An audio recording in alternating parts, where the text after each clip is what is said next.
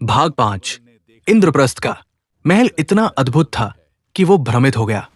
ये देखकर द्रौपदी हंस पड़ी और कहा, अंधे का पुत्र अंधा ही होता है। ये वाक्य दुर्योधन के अहंकार को चोट पहुंचा गया। यही अपमान आगे चलकर महाभारत युद्ध की जड़ बना। द्रौपदी के लिए ये सुख अधिक समय तक नहीं रहा।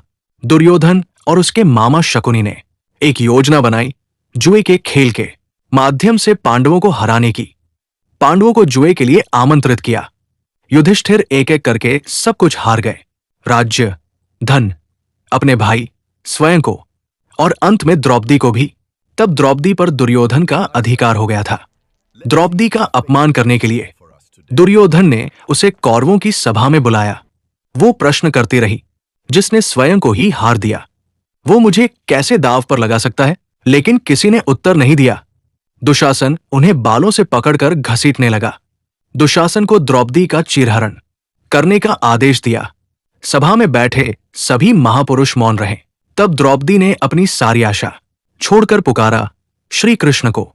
तभी चमत्कार हुआ, उनका वस्त्र अनंत हो गया। ये केवल रक्षा नहीं थी, ये धर्म की रक्षा थी।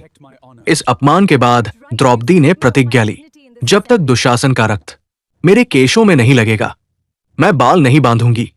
भीम ने भी प्रतिज्ञा ली, मैं दुशासन का वध करूंगा। यही प्रतिज्ञा महाभारत युद्ध की असली चिंगारी बनी। जुए में हारने के बाद पांडवों को 13 वर्ष का वनवास मिला।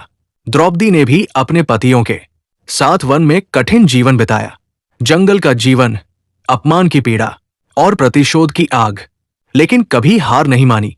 जब वनवास समाप्त हुआ और पांडवों ने अपना राज्य मांगा, तो दुर्योधन ने साफ मना कर दिया, सुई की नोक जितनी भूमि भी नहीं दूंगा।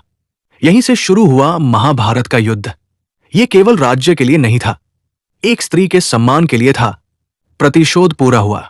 युद्ध में भीम ने दुशासन का वध किया, दुर्योधन भी मारा गया।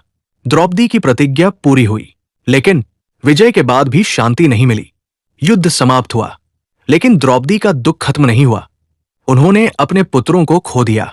अश्वत्थामा ने रात में उनके 5 पुत्रों की हत्या कर दी।